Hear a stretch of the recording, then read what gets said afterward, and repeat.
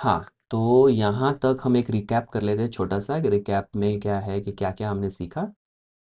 उसके बाद हम थोड़ा सा और भी आगे चल के सीखेंगे, ठीक है। रिकैप बहुत छोटा सा क्विक सा दे देता हूँ कि आप एक एजेंट बनाते हो, बस एक टूल बनाना है, टूल को इंटीग्रेट कर देना है इस एजेंट में, और एडीके के हिसाब से आप ये चलना शुरू हो जाएगा, npm रन एडीके, एंड आपका फाइल का नाम चालू, राइट। ये आपने सीख लिया। उसके बाद आपने क्या सीखा था?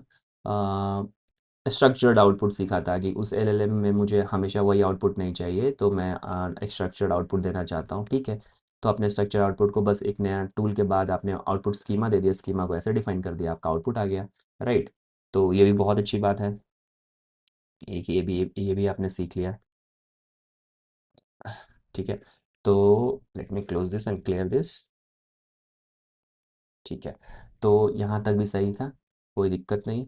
और आपने ये भी देखा कि टूल में हम केवल हार्ड कोडेड वैल्यू नहीं, यहाँ पे आपका हार्ड कोडेड वैल्यू था, यहाँ पे आपने एपीआई कॉल भी कर दिया एक्सियोस यूज़ करके, तो आपको वो भी डेटा भी रैंडम नहीं आएगा, मतलब फिक्स डेटा नहीं आएगा, डायनेमिक डेटा आएगा ऑन कॉलिंग ऑफ एपीआई। तो आपके प्रोडक्शन में भी आपको समझ आ रहा होगा आपको कहाँ क्या क्या डालना है, ठीक है। ठीक है। उसके बाद आपने एक टूल यूज़ किया, एजेंट यूज़ किया, स्ट्रक्चर्ड आउटपुट। थर्ड आपका, आपने ये देखा कि मल्टी टूल, एक ही एलएलएम को आप दो तीन मॉडल दे सकते हो। मतलब एजेंट इतना स्मार्ट है, आपके एम्प्लॉय इतना स्मार्ट है कि ऐसा एम्प्लॉय, हमेशा मैं एजेंट को एम्प्लॉय बोल के चल रहा हूँ, तो ये एम्प्लॉय इतना स्मार्ट है कि बहुत काम कर सकता है, फुल स्टैक डेवलपर। तो इसको बैक एंड भी टास्क दिया हुआ है, इसको फ्रंट एंड भी दिया हुआ है, इसको डेवऑप्स भी दे सकता हूँ, इसको कुछ भी दे सकता हूँ, तो ये बहुत मल्टी काम कर सकता है। बस आपको इसको टूल्स देना है और इंस्ट्रक्शन क्लियरली बताना है, क्रिस्प होना चाहिए कि क्या क्या क्वेश्चन है तो कैसे आंसर करो, उस हिसाब से वो टूल डिसाइड करेगा ऑटोमेटिकली। ये डिसाइड करेगा best tool available for that agent, और वो ऐसा आंसर देगा बेस्ट, ठीक है। ये भी आपको समझ आ रहा होगा आपके रिक्वायरमेंट के हिसाब से कहाँ फिट होता है, आप क्या बनाना चाहते हो, ठीक है। और ये सब कब होता है कि आप हमेशा npm उनके एग्जीक्यूट npx कमांड से एग्जीक्यूटेबल चला रहे हो तब। लेकिन ये सब कहाँ हो, बिहाइंड द सीन में क्या हो रहा है, इनकी मेमोरी कहाँ है, मैं इसको और फाइन ट्यून करना चाहता हूँ, मैंने आपको बताया था और फाइन ट्यून करना है कि कैसे बिहाइंड द सीन चीज़ें चल रही हैं, सेशन कहाँ मेंटेन हो रहा है, स्टेट कैसे मैनेज हो रहा है, मेरा नाम वो कैसे याद रखेगा, मेरे लास्ट क्वेश्चंस कैसे याद रखेगा, मेरे प्रेफरेंसेस कैसे याद रखेगा, ये सब चीज़ें आपको चाहिए।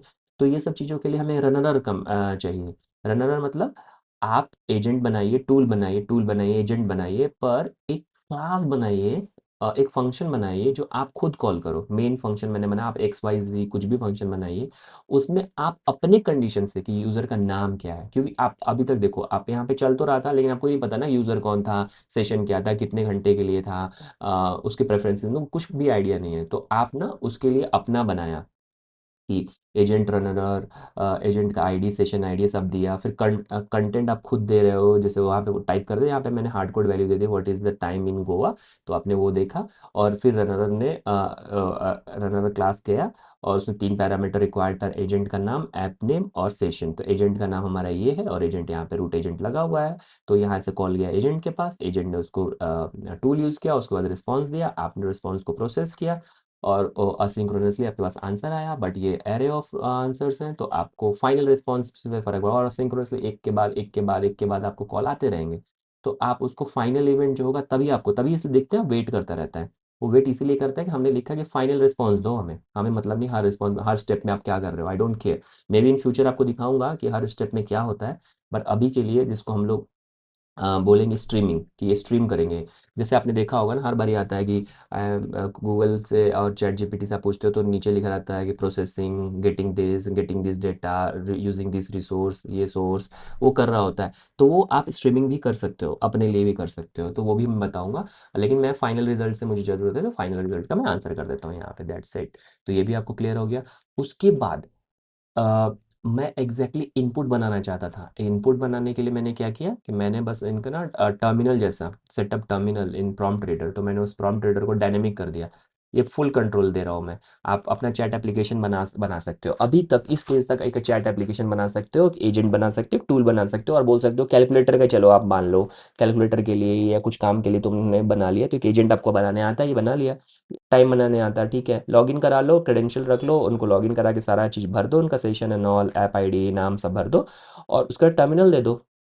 टर्मिनल की जगह पे आपने कुछ और बनाया है इनपुट के लिए, यूआई में रिएक्ट में कुछ बनाया है, क्वेश्चन आंसर का चैट बॉक्स बनाया है, तो उसका इनपुट आउटपुट देते रहो यहाँ पे कि यूज़र इनपुट क्या किया है, वहाँ ये डाल दो, और आपका जो आउटपुट जाता है वो आउटपुट डाल दो। तो टर्मिनल की जगह पे ये हटा दो आप, और रिएक्ट का प्रोजेक्ट डाल दो यहाँ पे, इंटीग्रेट करो, फ्रंट एंड को इंटीग्रेट करो, राइट।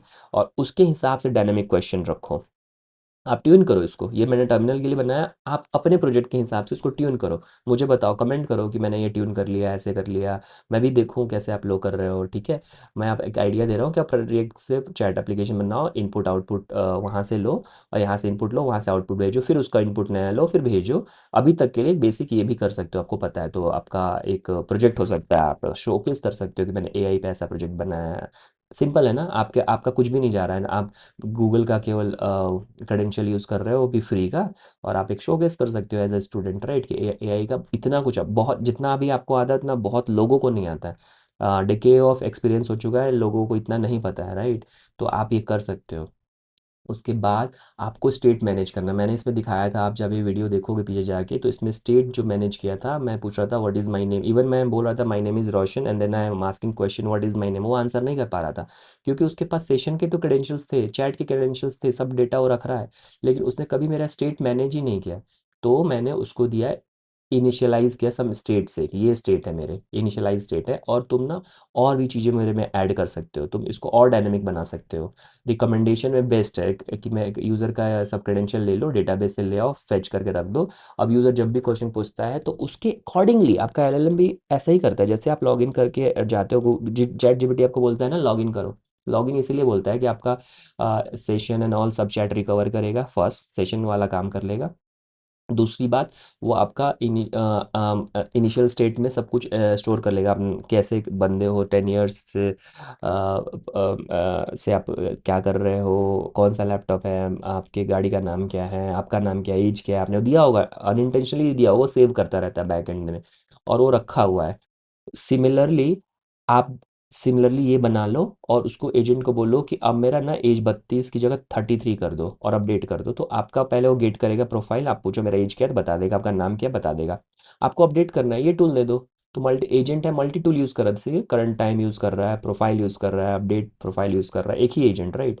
तो आपका एक एम्प्लॉय है, उस फ्रंट एंड भी देख रहा है, बैक एंड भी देख रहा है, डेवॉप्स भी देख रहा है, ये पॉसिबल है, राइट। लेकिन अब हम नेक्स्ट वीडियो में ये देखेंगे कि एक एजेंट को इतना कुछ देने से वो ओवरवेल्म्ड हो जाएगा, मतलब एक ही आदमी से आपका, आपके डेवलपमेंट में आप सोचो, आपके प्रोजेक्ट में एक ही बंदा, एक ही डेवलपर फ्रंट एंड देख रहा है, बैक एंड दे रहा है, डेवॉप्स भी देख रहा है, तो उससे पूछोगे तो फ्रस्ट्रेटेड रहेगा, राइट। तो मशीन तो फ्रस्ट्रेटेड नहीं रहेगा, इसकी इफिशिएंसी कम हो जाएगी, कॉन्टेक्स्ट बढ़ता जाएगा, इफिशिएंसीज कम होंगी, तो इसकी वजह से इस प्रॉब्लम को सॉल्व करने के लिए हमारे पास मल्टी एजेंट आते हैं। मल्टी एजेंट मतलब एजेंट की टीम बनती है, और उसमें होता है सब एजेंट। सब एजेंट कैसे बनाएंगे हम, बस एक सब एजेंट इस रूट में यहाँ पे जाके, लास्ट कंडीशन कहाँ एजेंट है, एलएलएम एजेंट है ना, तो यहाँ पे टूल के बाद हम लिख देंगे सब एजेंट, तो अगर मैं लिखूंगा तो सजेशन भी आ जाएगा सब एजेंट्स। तो सब एजेंट्स का आ जाता है, और इसके अकॉर्डिंग आप अपने नए नए एजेंट्स दो, ये रूट एजेंट हो जाएगा, सब एजेंट, उसके बाद उस एजेंट के अलग अलग टूल्स होंगे। अब थोड़ा सा कॉम्प्लेक्स होगा, कॉम्प्लेक्स इन द सेंस कि कोड, लाइंस ऑफ कोड ज़्यादा होगी।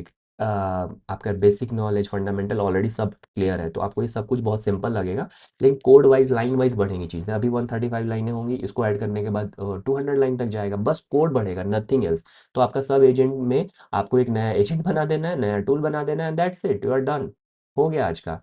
तो ये इतना आपको काम करना है, और आपका ये भी पार्ट खत्म हो जाता है, और ये मेजर पार्ट खत्म हो जाता है। तो आपने अभी तक क्या बना लिया, single agent, multi agent, single tool, multi tool, right. तो नेक्स्ट नेक्स्ट वीडियो में हम देखते हैं मल्टी एजेंट बनाने का, कि कैसे मल्टी एजेंट बनाते हैं, और उसका कैसे कैसे फायदे रहते हैं, राइट। तो इसको मैं क्लियर कर देता हूँ। नेक्स्ट सेशन में रिवीजन भी हो गया अभी तक के लिए। info.md में मैंने कुछ रखे थे फाइल, जो मेरे मेरे काम के थे, वो आप उसको भी पढ़ सकते हो, काम आएगा तो देख लो कि क्या क्या लिखा है ये सब, ठीक है। ओके।